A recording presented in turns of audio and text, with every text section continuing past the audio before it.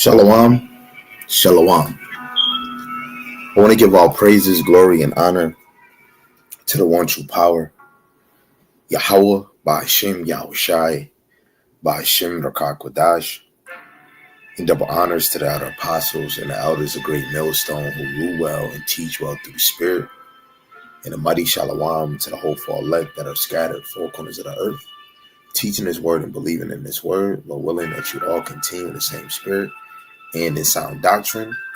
Shalom to the Akwaf, the sisters of His faith and His truth.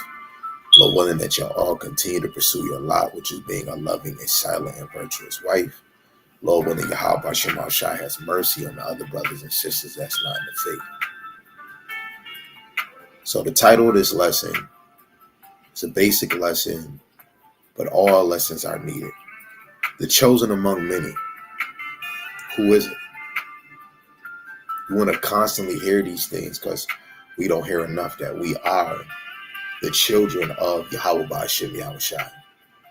History, parables, dark sayings, prophecies, the word itself belonged to the Israelites to actually be the light of the earth. Without this wisdom, knowledge, understanding, the nation cannot be the light. So this lesson is circled around 2nd Ezra, the 5th chapter, verse 27. But because there's other verses in this chapter that leads to verse 27, we're going to read from verse 24 to 27. So this is 2nd Ezra chapter 5, verse 24 to 27. In all the lands of the whole world, thou hast chosen thee one pit, and of all the flowers thereof one lily, and of all the depths of the sea thou hast filled thee one river, and of all builded cities thou hast hollowed Zion unto thyself. So what is the land that he have chosen as a pit? The land of Israel. And out of all the depths of the sea he filled one river, which is the Jordan. And of all builded cities thou hast hollowed Zion unto thyself. Okay. And of all the fowls that are created thou hast named thee one dove. And of all the cattle that are made thou hast provided thee one sheep. And among all the multitudes of people, which is 18 nations on the earth, out of all the multitude of people thou hast gotten thee one people. And unto this people whom thou lovest, thou gavest a law that is above all. So this nation that he loved, he gave a law to. This is another separation from the other nations, right? So let's just get this classic just to line up with that. Psalms 147, verse 19 and 20. So this nation that he loved, because love is an action. So with this action, 1 John 3 and 18, he gave us a law. So Psalms 147, verse 19. He showeth his words unto Jacob, his statutes and his judgments unto Israel. He have not dealt so with any nation, and as for his judgments, they have not known them. Praise ye Yahweh. So this is more of an intimate relationship that he has with this people that is separate from the multitudes. So if you was listening to the other lesson I did on 2nd Ezra, the 6th chapter, verse 54 to 59, verse 55, he made the worlds for our sake. He made the world for that people that he loved for their sake. So Ezra is troubled because he sees sin increasing, which we can go through multiple chapters throughout 2nd Ezra and even Ezra itself. Truth being hidden, the world declining. Let's actually go to 2nd Ezra.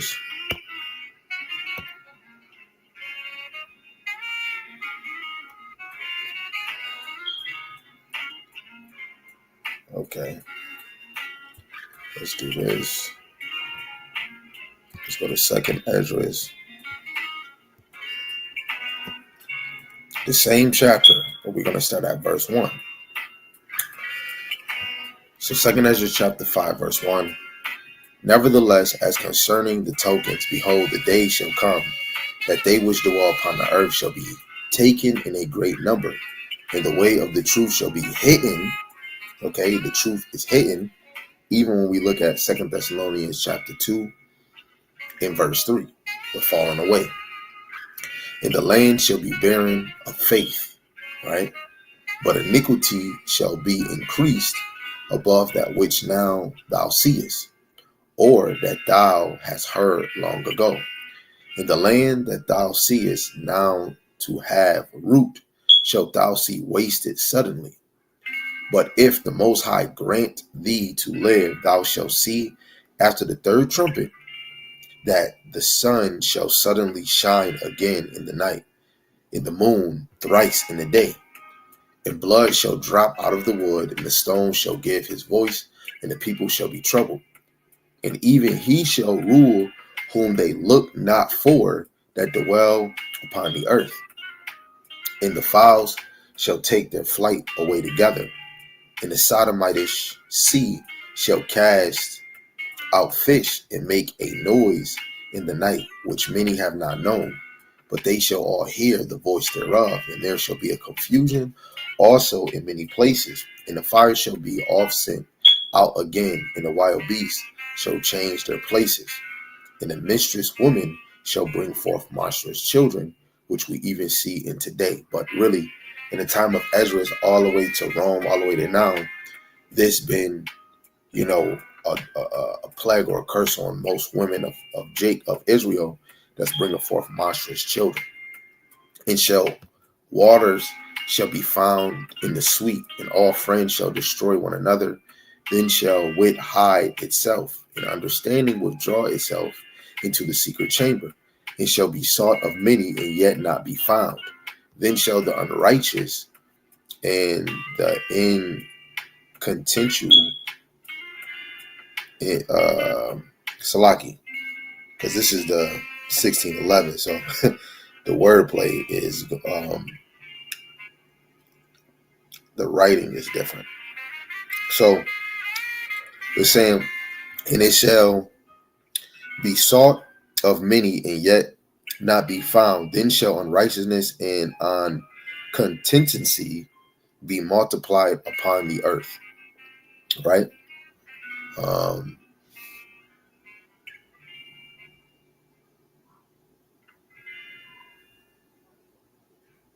Let me reverse 11:2. One land also shall ask another and say, is righteousness that maketh a man righteous gone through thee? And it shall say, no.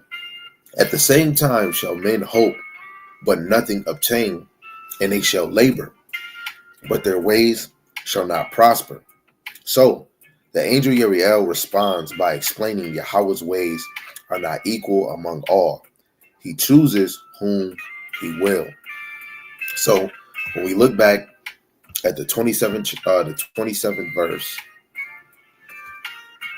and among all the multitudes of people, thou hast gotten thee one people unto this people whom thou lovest. Thou gavest a law that is above all. So this is showing divine selection, not equality. Now, just because I did the lesson earlier, we might as well go to the second chapter, because he's expounding a lot from the things in the beginning. So when we go to 2nd Ezra chapter 6, starting at verse 54, it says, after these things Adam, whom thou madest Lord of all thy creatures, man and animals, of him come we all, and the people whom thou hast chosen. So all 18 nations or 17 nations come from Adam, even the chosen of Adam, right? The chosen come from Adam. What we read in the 5th chapter, this chosen was given the law, and they were loved by Yahweh B'Shem Yahushai. All this have I spoken before thee, O Lord, because thou madest the world for our sake. He made the world for the chosen sake. And Ezra is a part of that nation because he's an Israelite. He's a priest. Okay? So the world was made for this chosen people that the Lord loved. That is an example of love. He made the world for their sake. Okay? Now, you can go back to this video and get precepts on verse 56 to 59. So, going back to this chapter, got to get to 27.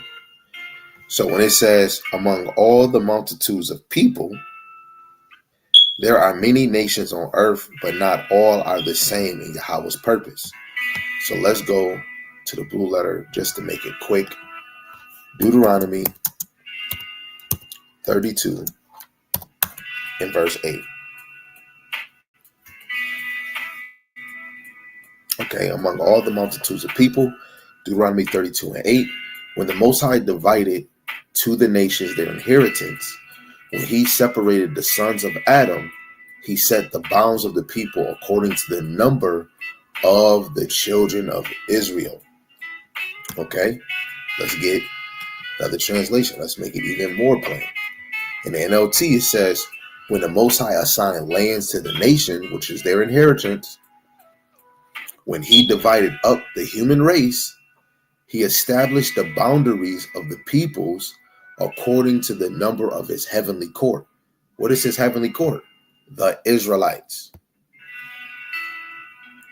In the Amplified, when the Most High gave the nations their inheritance, when he separated the sons of men, he set the boundaries of the people according to the number of the sons of Israel, the 12 tribes of Israel. This is synonymous with what was said by Apostle Gabar, and which I even incorporated in my lesson earlier today. 2nd Ezra, the 6th chapter, verse 55. He made the world for our sake. When we look at multiple things in this time, 12 months in a year, 12 hours in a day, 12 hours at night, 12 tribes of Israel. You got the 12 apostles. They're going to sit on 12 thrones. 12, 12, 12, right? Everything is always connected to the children of Israel. Always. Okay? How Bashem Al-Shai works. Okay? So, Salaki, going back to verse 27 again. And thou hast gotten thee one people. So who is this one people? Let's go to Deuteronomy. This is just, we're just going into basic information, because if you're going into scriptures, you want to learn, especially if you want to know why Hebrew Israelites keep saying they're God chosen people. You want to master that understanding first before you try to stab it, because a lot of people haven't really mastered what's going on in the Old Testament. I'm still mastering in it, right? But it's very plain. The more you study, the more you read, the more you have a delight, the more you have a liking, the more you pray into Yahweh Hashem Al Shai, the more he peels more of that onion, that veil, and you're able to find more understanding. So Deuteronomy chapter 1, the title says Israel's history after the Exodus. Where's the name of the other nations? Verse 1. These are the words which Moses spake unto all the children of Israel. Slaki spake unto all Israel on this side Jordan in the wilderness, in the plain over against the Red Sea between Paran and Tophel and Laban and Hazeroth and Dezahab, right? So he was speaking to all Israel, the 12 tribes, men, women, and children. So now that you understand Moses speaking to the children of Israel, which this is why we can't throw the book of Deuteronomy away. You can't throw away Exodus. You can't throw away Leviticus. You can't throw away Numbers. You can't throw away Genesis. We can't throw away the Psalms, the Proverbs, Ezra, Nehemiah. We can't throw away the prophets, the apostles. We can't throw away the Apocrypha and just say, let's just accept the New Testament, when Paul said in Romans 15:4, the things are written aforetime was written for our learning. So this is what we should be doing, learning. That's all it is. We're learning about the chosen among many. Deuteronomy 7:6. For thou art a holy people. In the Hebrew, holy is Kodash, which means set apart. So this nation, Israel, is set apart, a set apart people unto Yahweh thy power. Yahweh thy power have chosen thee to be a special people unto himself above all people that are upon the face of the earth. Right? So this nation is set apart above all nations on the earth. This did not change, because the Lord do not change. In the NLT, for you are a holy people who belong to Yahweh your power. We are a possession. Now it's saying we belong to him. We are a possession of all the people on the earth. Yahweh your power has chosen you to be his own special treasure. So we're the Lord's own special treasure. This is a different intimacy. This is a different point, right? When you line up other nations, when have other nations been called his special people or chosen? Actually, when did Yahweh B'Shem Shai say any other nation by name is a holy people? Okay, so in the Amplified, for you are a holy people set apart, right? This is what holy means, set apart. To Yahweh your power has chosen you out of all peoples on the face of the earth to be a people of his own possession. We are his own possession. We are his own treasure. That is, that is his very special treasure. We're his very special treasure, the nation of Israel. Okay, so let's go to 2 Samuel, the 7th chapter, in verse 23. 2 Samuel 7, verse 23. In what one nation in the earth is like thy people? There's 18 nations on the earth. He's saying what one nation in the earth is like thy people? Even like Israel, whom the Most High went to redeem for a people to himself, and to make him a name, and to do for you great things and terrible for thy land. So the Lord is going to do great and terrible things unto these people and for thy land. Before thy people, which thou redeemed to thee from Egypt and from the nations and their gods. Again, you're going to see me eat. We're going to try to eat as much off of this bone, because we need to stick to the point of the main objective of the scriptures is, who is the Israelites? Who is the chosen people? Before we deal with every nation, you can't speed over a speed bump. Shalom to the brother Samuel Wally Yahweh Shemashai Brakatah. I'm going to get the brother's precept, Joel 2:27. But let's read this real quick in the NLT. It says, what other nations on earth is like your people Israel? This just made it even more plain. What other nation is like your people Israel? What other nation, O power or O Elohim, have you redeemed from slavery to be your own people? Talking about ancient Egypt. You made a great name for yourself when you redeemed your people from Egypt, right? Rahab, all the other nations knew about it. She even said they melted, their heart melted, their courage failed. You performed awesome miracles and drove out nations and gods that stood in their way. Okay? Plain and simple. Do we want to take this even further? No, I think you guys got the point. So let's read the brother's precept on the screen. So Joel 2:27. It says, and ye shall know that I am in the midst of Israel, and that I am Yahweh Shemashai, your power. He's saying your, speaking to Israel, and none else. So he is the power of Israel and none else. And my people shall never be ashamed. We're not ashamed to say the Lord is for us. What do we say? Fubu, for us, and by us, right? The Lord is for us. It doesn't mean the other nations that do not have their usage, because that go with Sirach, Ecclesiasticus chapter 39, verse 21. All things have their usage. Air, the trees, the ants, the roaches, the rats, the shrimp, the lobster, the crab, the white man, the Elamite, the Hamite, all have their usage. Okay? So he put Psalms 148, verse 14. He also shall exalt the horn of his people, that power, that king, which is Yahushai, the praise of all his saints, even of the children of Israel, a people near unto him. Praise ye Yahweh Shem Shai. And the saints is the elect of the children of Israel. Okay? And it just said it plain. When everybody in church, the saints go marching, right? Who is the saints? They are the Israelites. Zechariah 2:8. For thus saith Yahweh Shem Shai of hosts, after the glory have he sent me unto the nations which spoiled you. right? Even lining up with Judges chapter 2, verse 14.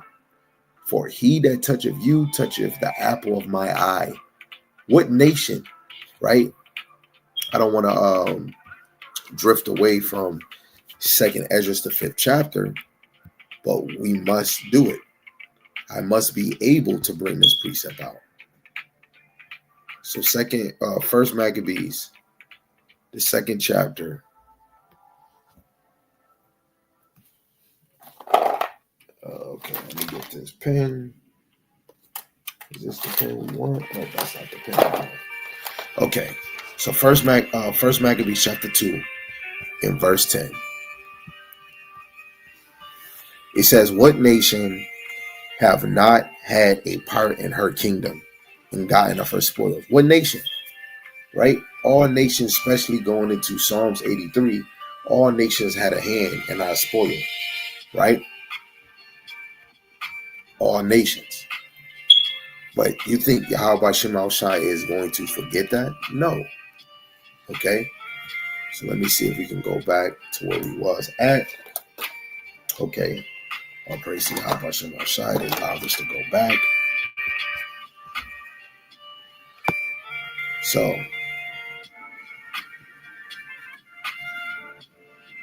let me get that off the screen. There's multiple verses we can go to.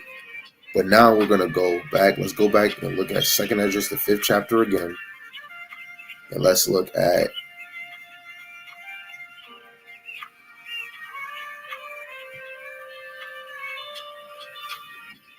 let's go back to verse 27. And this is what it says. The point we're going to go to, we already read, among all the multitudes of the people, thou hast gotten thee one people. So now we're on unto this people whom thou lovest. Okay, so love is tied to covenant, not sentiment. Let's go to Malachi, the 1st chapter in verse 2.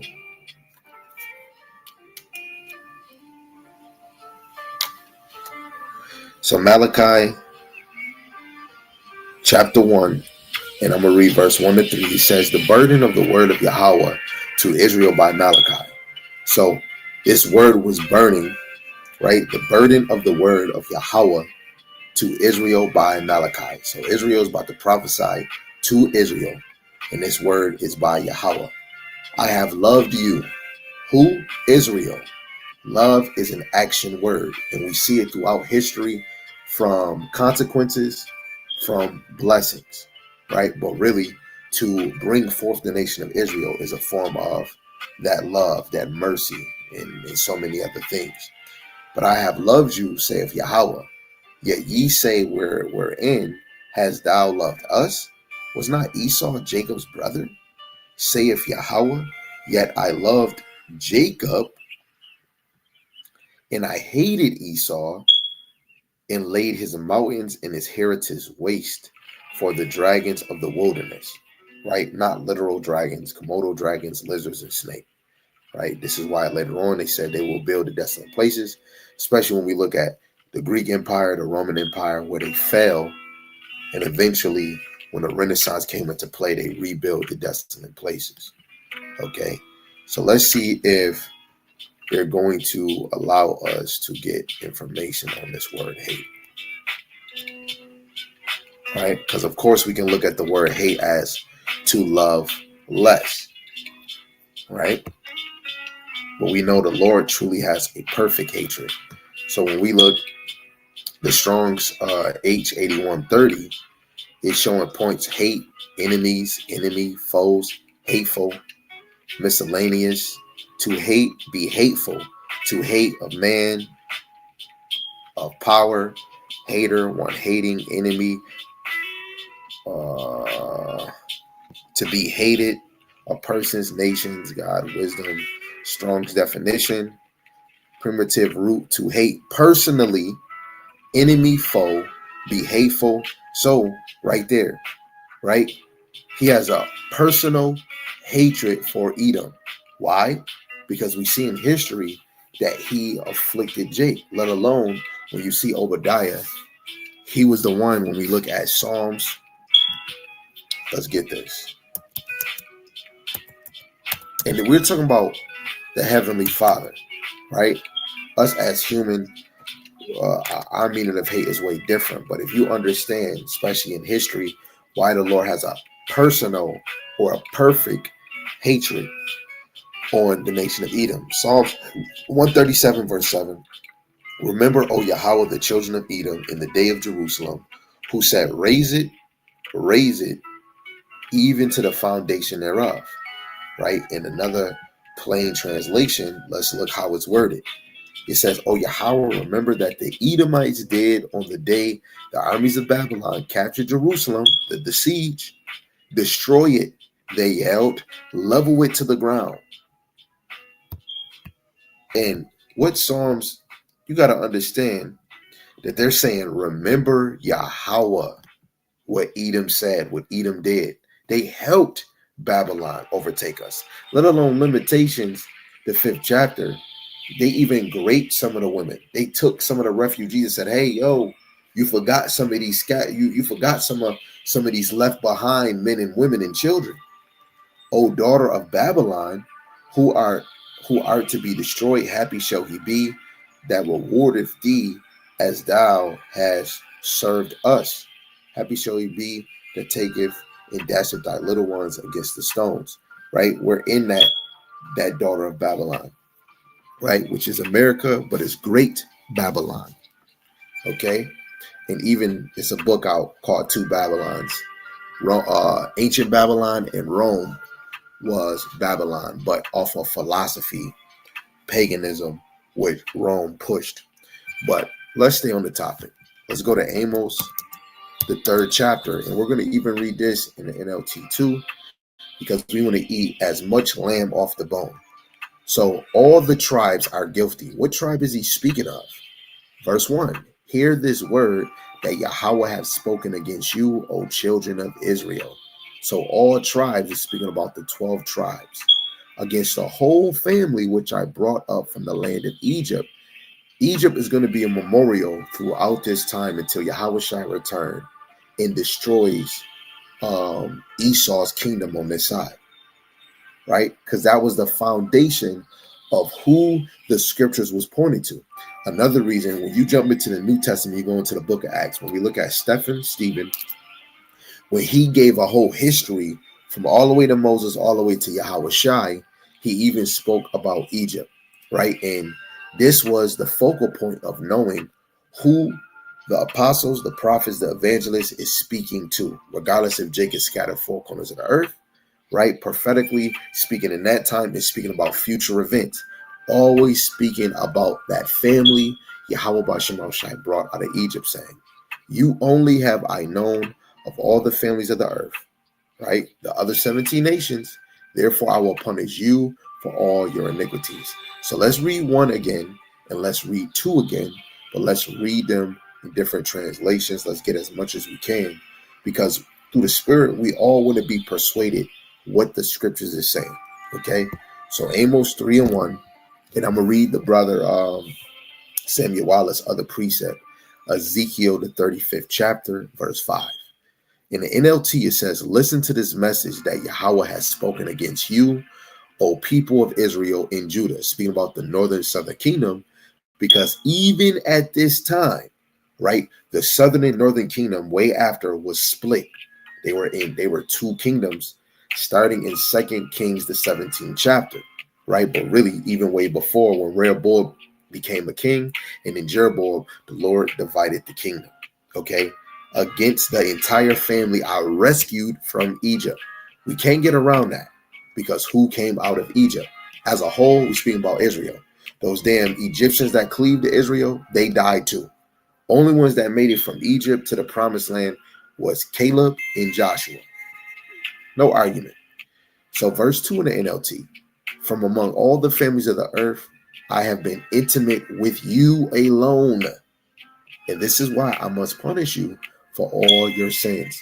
The Lord has an intimate relationship with the children of Israel. Where is the verse? In KJV, we can go in the NLT, where the Lord by name, right? By name, from the first verse to the second verse, by name, say that he was intimate with the other nations. This is a different level of intimacy. Okay. In the Amplified, I have known and chosen and cared for and loved only you. Look, he said chosen, cared for, and loved. Only you of all the families of the earth. Therefore, I shall punish you of all your wickedness. Man, these are the CCL. Okay, like they say LLC, this is the CCL. Chosen, cared for, and loved. Oh my goodness. I think I'm going to write that down real quick. Salaki. Chosen, Salaki. Come on, Pen. This is not the right time to just. Oh man. Oh man. Salaki, y'all. I gotta put that down real quick. Chosen, cared for, loved. That right there, that's my motivation now. He chosen us, he cared for us, and he loved us. Wow, so amazing. Okay, let me not be stingy. Let's get the brother Samuel Wallace precepts. Ezekiel the 35th chapter, verse 5. Because thou hast had a perpetual hatred and hast shed the blood of the children of Israel by the force of the sword in the time of their calamity, in the time that their iniquity had an end. Going back, let me just put that back on the screen. We went to Malachi 1, then we went to Psalms 137, verse 7 and 8. Okay. When you even go up in Ezekiel 35, he tell Ezra, or son of man, prophesy against Mount Seir, right? Because what? If we went to the word that he said, I hated Esau, we went into it, this means he personally hate Esau. Why? Ezekiel 35 and 5, because thou hast had a perpetual hatred against who? The children of Israel, and has shed the blood of the children of Israel by the force of the sword. Genesis Genesis the 26th or the 27th chapter, Esau was blessed with the sword. So he lived by the sword, right? So by the force of the sword in the time of their calamity, when we fell in the time of the Babylonians, when they seized us, and in the time that their iniquity had an end. Okay? This is all marked and recorded. 2nd Ezra 15 and 11. But I will bring them with a mighty hand and a stretched out arm, and smite Egypt with plagues as before, and will destroy all the land thereof. This is speaking prophetic of future Egypt. Okay? If he's going to smite Egypt with the plagues as before, if this already happened, what Egypt got hit with the same plagues as Egypt before? That it hasn't happened. This is a future event, because when you destroy or hurt America, excuse my language, you fuck up the whole kingdom of Edom. Right? This is why when we go back to Malachi 1 and 4, whereas Edom saith, we are impoverished, but we will return and build the desolate places, which after the Renaissance, they rebuilded the desolate places. Thus saith Yahweh of hosts, they shall build, but I will throw down, and they shall call them the border of wickedness, right? They're the in line of wickedness in the people against whom Yahweh have indignation forever. So forever, ever, he has indignation against Esau, Edom. This is not my words. This is not my anger. This is the Lord's indignation. So if my power don't like them, shit, I don't like them either. What it says, they shall build, but I will throw down. Well, what we read in 2nd Ezra 15:11, he's going to bring them, I will bring them with a mighty hand and a stretched out arm, which is Yahweh Shai, and smite Egypt with plagues as before, right? Even greater, because what's going to come here? 200,000 ICBM missiles, right? And it's not just literal missiles. It's going to be the warheads, and they do hurt. Revelation, the 9th chapter. Isaiah 47 and 3 by Samuel Wallace. Thy nakedness shall be uncovered. Yeah, thy shame shall be seen. I will take vengeance, and I will not meet thee as a man, right? So thy nakedness shall be uncovered. When we go even in the time of Adam and Eve, their nakedness was sins. And this goes, see, brothers is speaking right now. When you go to 2 Thessalonians chapter 2, what is the nakedness that shall be uncovered? First is the revealing of who is Edom, right? 2 Esdras 2 and 3, let no man deceive you by any means, for that day shall not come except there come a falling away first, and that man of sin be revealed, the son of perdition. Who's the man of sin that's being revealed? This is Esau, Edom. When you drop down to verse 7, it says, in the mystery of the iniquity doeth already work, only he who now letteth will let until he be taken out of the way. Who has to be taken out of the way? The man of sin, the son of perdition. It's the so-called YT man, the so-called white man and woman, regardless if you accept it or not. Verse 8, then shall the wicked be revealed. That's them being naked, right? Of course, destroying Babylon, right? Bringing these plagues is going to make them actually naked and uncovered, but through the spirit, they're being uncovered. How? Whom Yahweh Shemashai shall consume with the spirit of his mouth and shall destroy with the brightness of his coming. Before the brightness of his coming, how is he being revealed? By the spirit of his mouth. Who is the mouthpiece of Yahweh Shemashai? It is the prophets, right? The prophets is the mouthpiece of Yahweh Ba'ashem Yahushai. Let me make sure.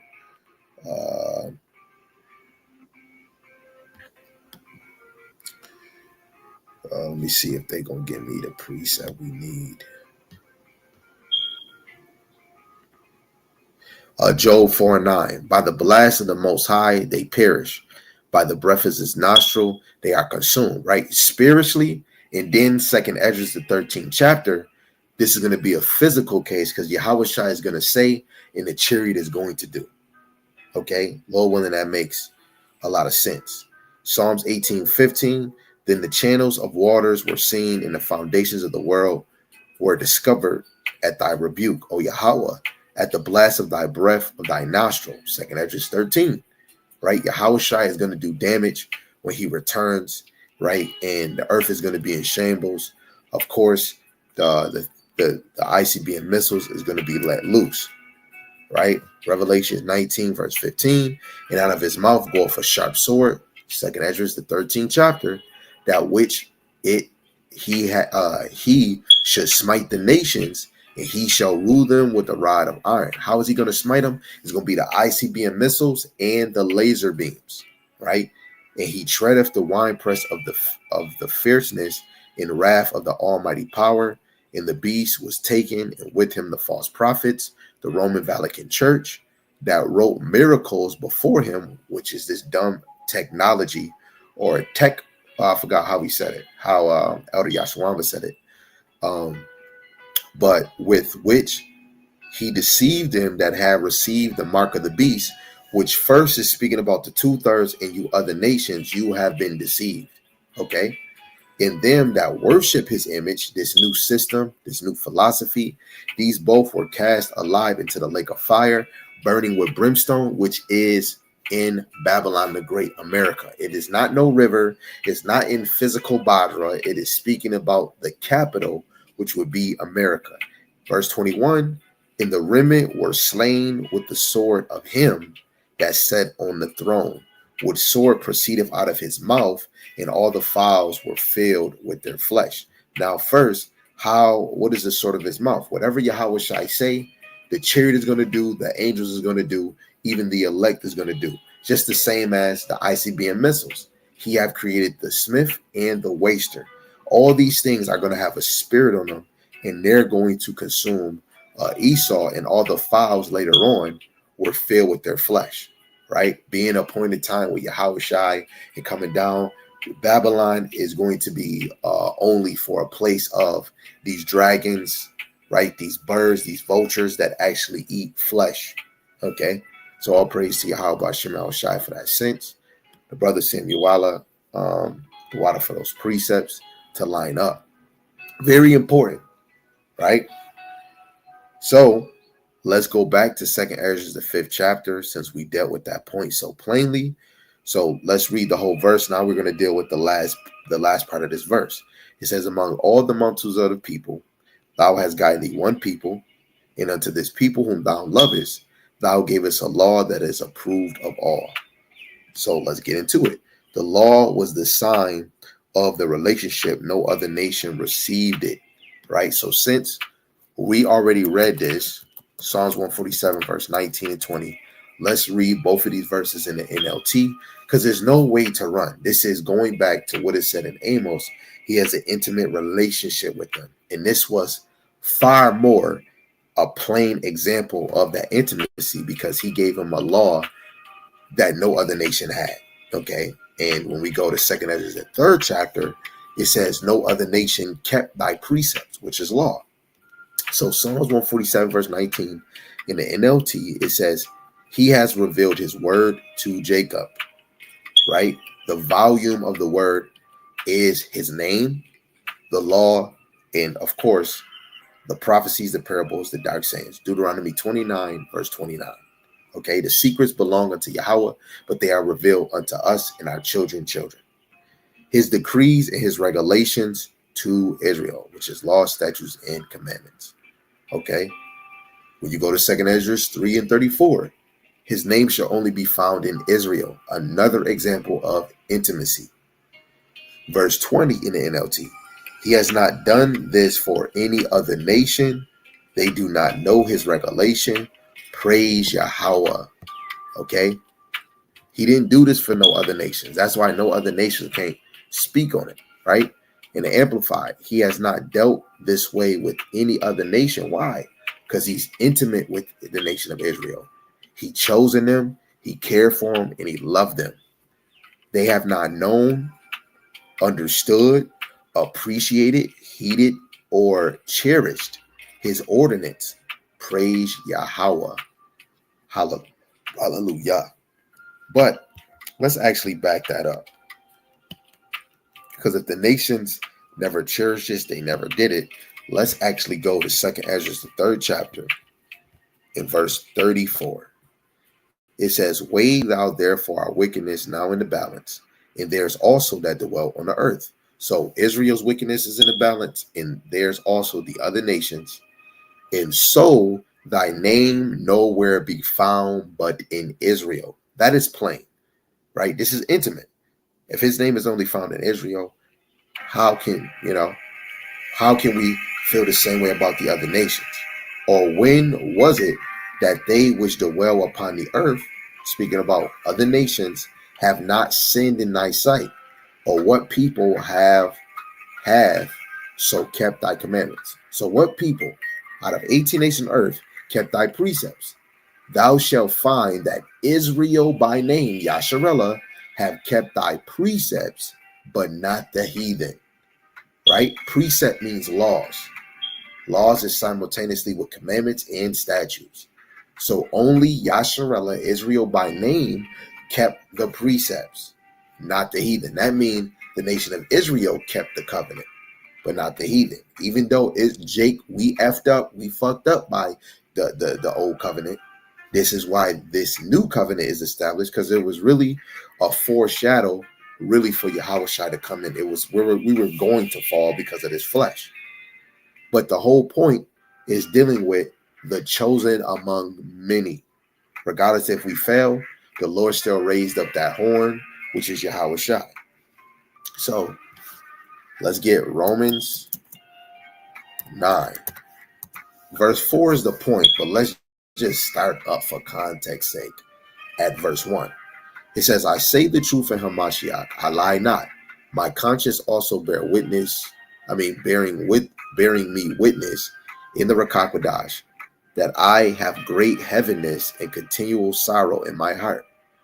For I could wish that myself were accursed from Hamashiach for my brethren, my kinsmen, according to the flesh. It's about to give who is the flesh. What do we mean by brethren?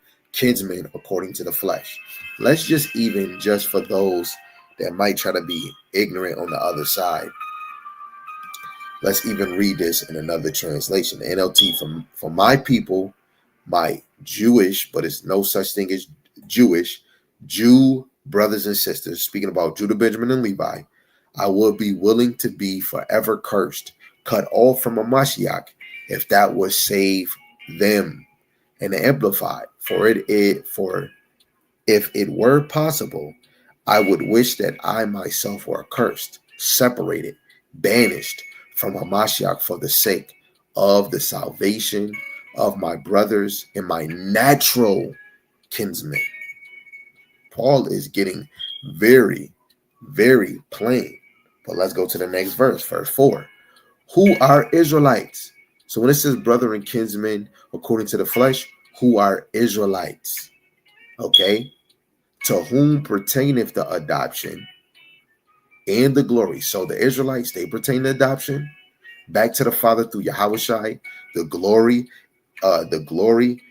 in the Heavenly Father through Yahushai, the covenants from the oath, the covenants, the law, and the everlasting covenant, which is going to be established through Yahushai, in the giving of the law, in the service of the Most High, which the service is the priest. But now under Yahushai, we are in the order of Melchizedek, which all the 12 tribes are in the priesthood. So we're all doing the service to the Most High. Mainly, plainly, it's teaching the word, right? Being that example and walk and feeding and lending a hand to the sheep and the promises. The other nations do not have these promises. Whose are the fathers, of whom, as concerning the flesh, Mashiach came, Abraham, Isaac, and Jacob, who is over all, the Most High, blessed forever and ever. Amen. So when we look at 2nd Esdras, Salaki, just want to always make sure that we go back to the point where we were at. 2nd Esdras 5, verse 27. So what the angel was teaching Ezra, right? Yahweh deals in election, not equality. Not all nations are chosen, not even all Israelites are chosen. The elect within Israel. Wait, if all Israel is not chosen, Romans 9:6, not as though the word of the Most High have none effect, for they are not all Israel, which are not of Israel. If you don't have a repenting spirit, if you're not in the spirit of Yahushai, you're not of Israel. Yes, you're a descendant, but the way you're moving of the flesh. You're not a child of Abraham. Even in Galatians 3, the real children of Abraham is those that believe in the volume of the book. Okay, so neither because they are the seed of Abraham are they all children, but in Isaac shall thy seed be called. The same symbolic to Isaac being called is the same as the elect. The 2/3 is called to go off. The elect is called to come in this faith, come in this walk, and walk in this temple. Okay, symbolic to Abraham having 8 sons and only one was called, and the other ones were of the flesh. They was not called. Okay, that is, they which are the children of the flesh, these are not the children of the Most High, but the children of the promise are counted for the seed, which Israel is counted for the promise. But if we was to look at it directly, who is actually the children of the promise? The elect, because the elect on this side is going to benefit on this side, and through the elect, the rest of Israel shall come back through reincarnation, regeneration in the kingdom. But let's go to Romans, the 11th chapter in verse 7. The scriptures is critical and plain. You have to master the understanding on Israelite. Then if you think you can, go find understanding on the other nation, and it all ends either in destruction and in servitude. Okay, you don't see the same intimacy. Okay, Romans 11:7. What then? Israel have not obtained that which he seeketh for, all Israel. Right? What then? Israel have not obtained that which he seeketh for, but the election have obtained it, and the rest were blinded. Now, what is the Greek word for election? It's eklege, right? G1589. Eklege.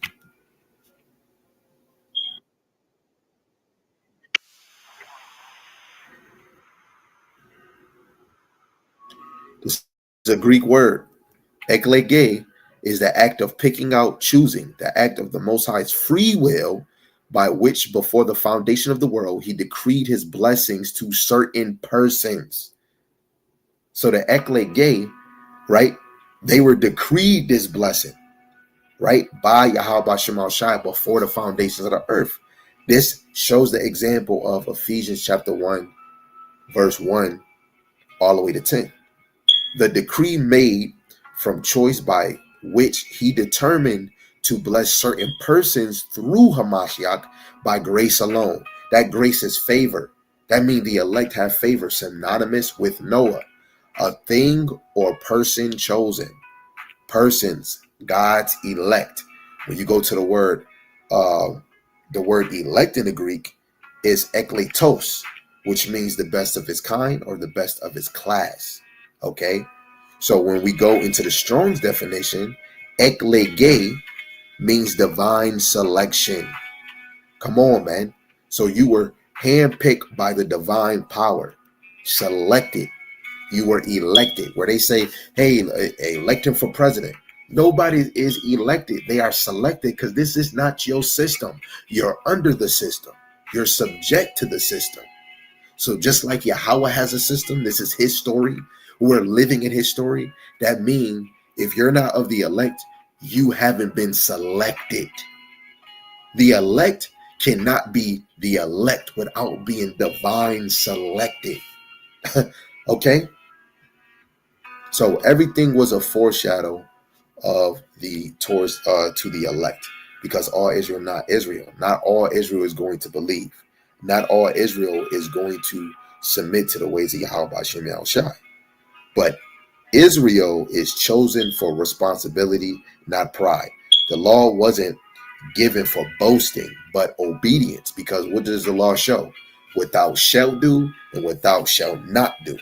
Let's go to Deuteronomy just to show this obedience. Deuteronomy 10 in verse 12. Classic scripture. Deuteronomy 10, verse 12 to 13. It says, now Israel, what doeth Yahweh thy power require of thee? That require is a command or a demand. But to fear goes into being terrified or reverence Yahweh by Shemal Shai thy power, to walk in all his ways, to love him. Love is an action. 1 John 3 and 18. Little children don't love in word and tongue, but love in deed and truth. To serve Yahweh thy power with all thy heart and with all thy soul, to keep the commandments of Yahweh and his statutes, which I command thee this day for thy good. Guess what the servants are going to do on this side? Oh, the law is done away with. No, the real believers are going to do what is pleasing unto the Lord. They're going to rehearse the righteous acts and keep the faith. Revelations 14 and 12. Right? They're trying to do the most. The elect is greedy, just like real greedy children. What dessert you want? A cheesecake or sweet potato pie? I want both. You want to do the most for Yahweh Shem Yahweh Shai. Maintain, maximize your faith, and you want to rehearse the righteous acts which pertain to the law and what pertains to righteousness. Okay? Let me just read Deuteronomy 10 and 12 in another translation. Let's get that lamb off the bone. And now, Israel, what does Yahweh thy power require of you? He requires only that you fear Yahweh your power, live in a way that pleases him, love him, serve him with all your heart and soul. Now, Jake, we want to just say, oh, this is how I please him. I'm nice to people and all of that. No, how we live is what it says in the scriptures. When Paul was persecuting the church and then he learned the actual truth by Yahweh Shai, where's the verse that Paul stopped doing the law? Even when Peter understood Yahweh Shai, when it goes into Acts 10, where he thought the vision was about eating unclean food, it was really speaking about the dispersed of the Israelites, which is the Gentiles. He said he never ate anything unclean. There's no teaching of, okay, now I'm here, go eat unclean food. No. Stay trying to do the most that's pleasing unto Yahweh Shem Shai. If he gave you laws to say what thou shalt do and what thou shouldn't do, wouldn't you want to do the things that he tell you that you can do and stay away from the things that you shouldn't do? That's going to be pleasing in his eyes. That child is obedient. It makes sense, okay? The Amplified. And now, Israel, what does Yahweh, your power, require from you? So he demands from you, but to fear and worship. Worship is a form of obey and pray to him. Yahweh, your power, with all filled reverence, that means respect, and profound respect. To walk, that is to live each and every day in all his ways. What is his ways? Law, statutes, and commandments. In faith, to love him, which is an action, which is truth, and to serve Yahweh, your power, with all your heart. When we look at Romans 9:4, it says the service of the Most High. Which one of the service to serve Yahweh? Us teaching him. Us teaching the words of Yahweh Shema Shai to the sheep. Because it's really for the elect. It's the elect out here that don't know the truth. So we have to serve Yahweh. This is a job.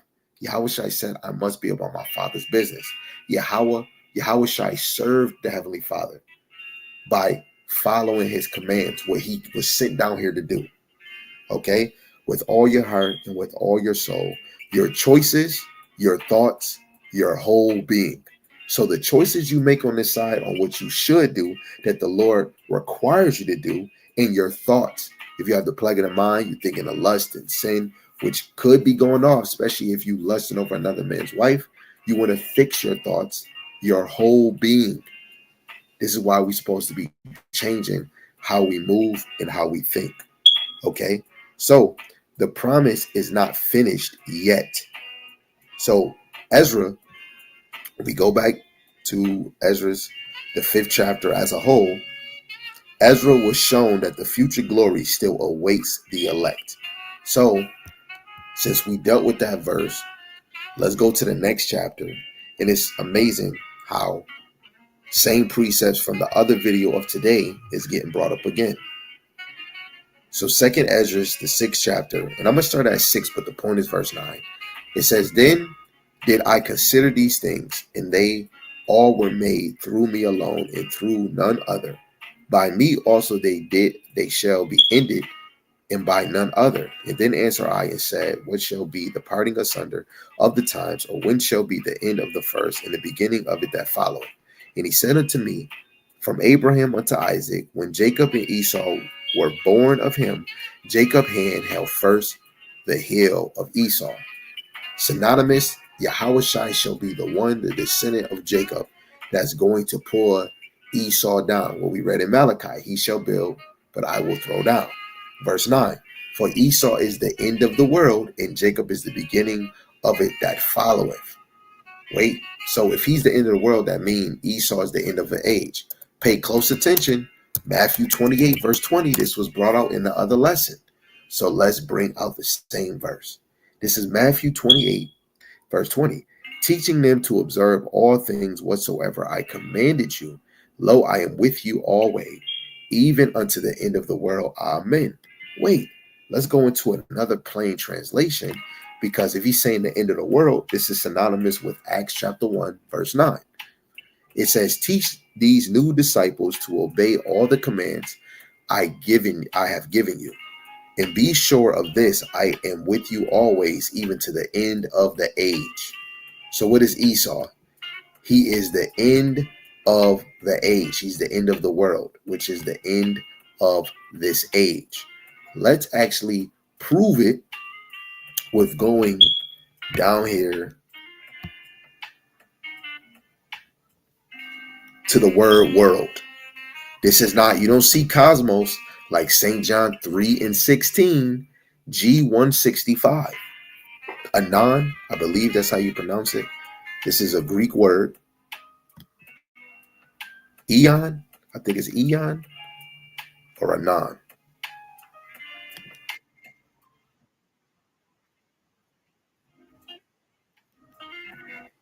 Aion.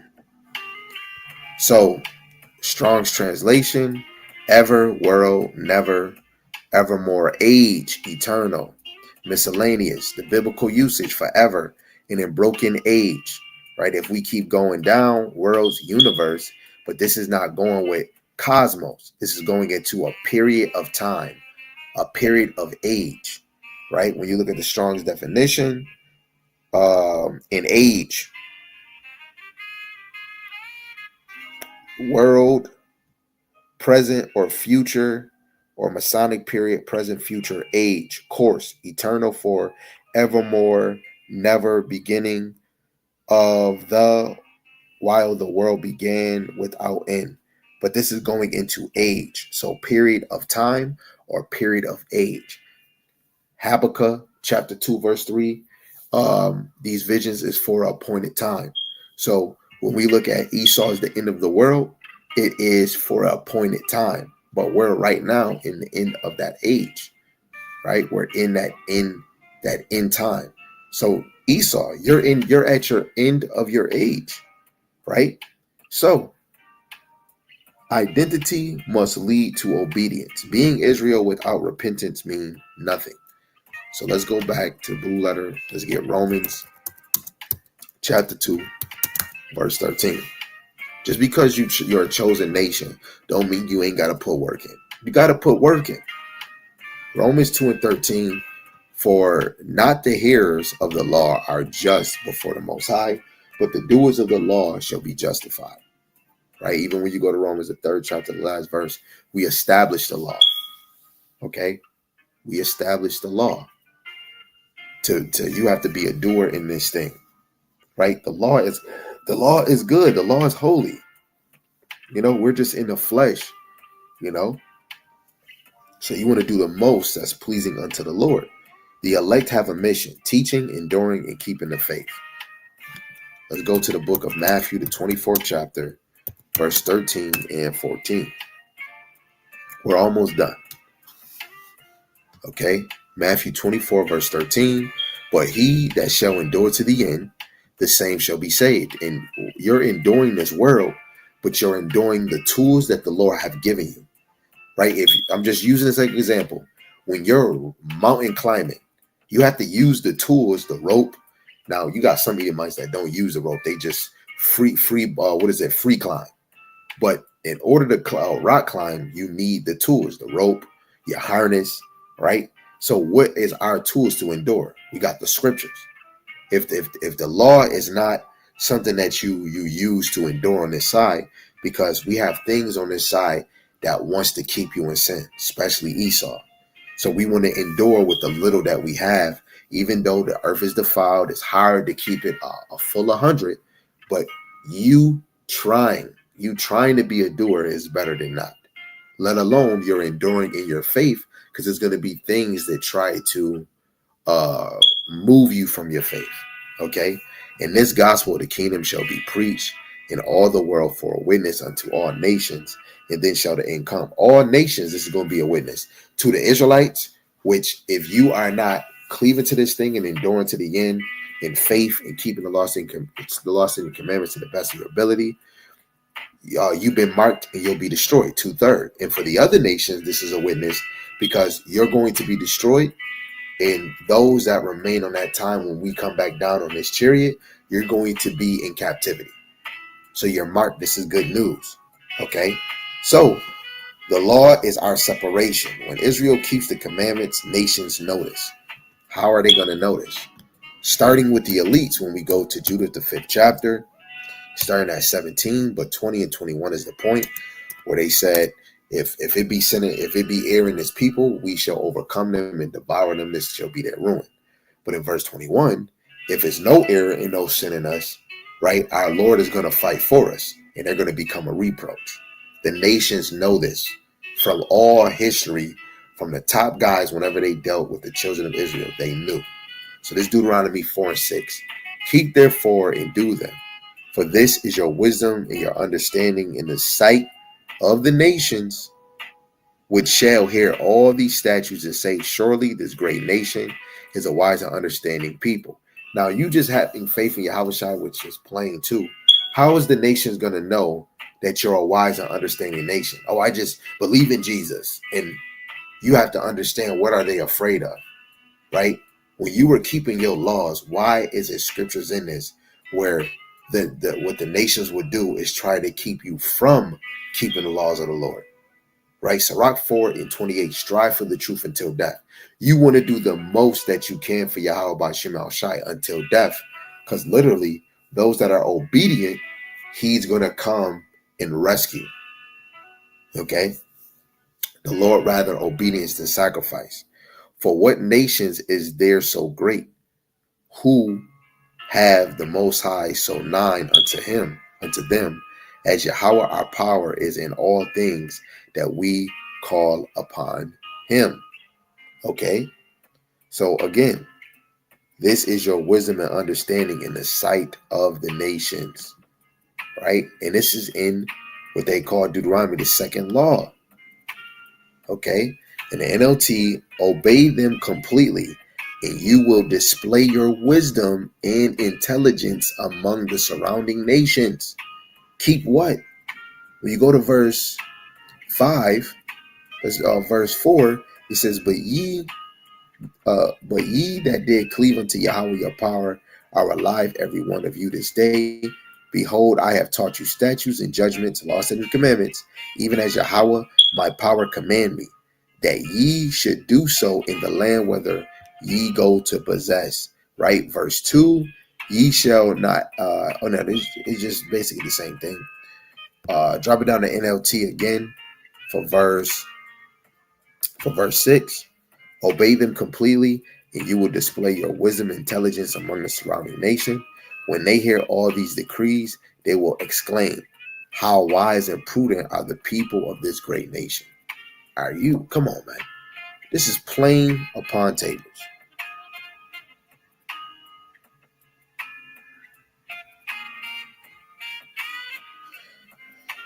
So let's go back to 2nd Ezra, the 5th chapter, if we can. And let's read 27, and then we'll close out. It says, And among all the multitude of people, thou hast gotten thee one people, and unto this people whom thou lovest, thou gavest a law that is approved of all. Yahweh chose Israel. He loved Israel through the covenant. He gave Israel the law, and the elect will soon receive the promise. So now is the time to return to obedience, walk humbly, endure faithfully, and prepare for the kingdom under Yahweh Shai. Lord willing, this is edifying, straight to the point. It was edifying to me because, it's always good to go back into the basic and to truly understand the chosen among many. Why? And the Lord didn't choose us because we're many. We were few. But this was already a divine selection from where he made Adam. Then synonymous had a righteous and wicked seed, Cain and Abel. And then again, history merely repeats itself. And then Isaac had Esau and Jacob. One was the righteous seed and one was the wicked seed. So all praise to Yahweh Ba'Shem Yahushai. He declared the end from the beginning, and he's going to do all his pleasures. So for him to set up the chosen nation among many, which is the Israelite, that's his will. And let his will be done. And we got to just be blessed and thankful that we are the Israelites. Now, if your spirit bear witness, I believe it's Romans 8:6, and you bear witness that you are a child of Yahweh Ba'Shem Shai, you're claiming that you're an Israelite. From the Black, Latino, Hispanic, and Native American. When I mean Black, I'm not meaning color, just that byword that they call us. But the African American, the Jamaicans, and the Haitians is, the Southern Kingdom. Latinos, Hispanics, and Native Americans is the Northern Kingdom. And those are the Israelites, four corners of the earth. Regardless of whatever they're called in nationality, those are the Israelites. So Lord willing, you guys continue to keep the faith. So let's give all praises to the one true power that always makes it possible. Yahweh, Ba'Shem, Yahushai, Ba'Shem HaKadosh. Double honors to the elder apostles and the elders of Great Millstone, who rule well and teach well through the Spirit, in a mighty shalom to the hopeful elect that are scattered at four corners of the earth, teaching this word and believing this word. Lord willing, that they all continue in sound doctrine. Shalom to the Aqua of the sister of his faith and his truth. Continue to endure and be sincere. And Lord willing, Yahweh Ba'Shem Shai has mercy on the other brothers and sisters that is not in the faith. With that, shalom, shalom. Abab.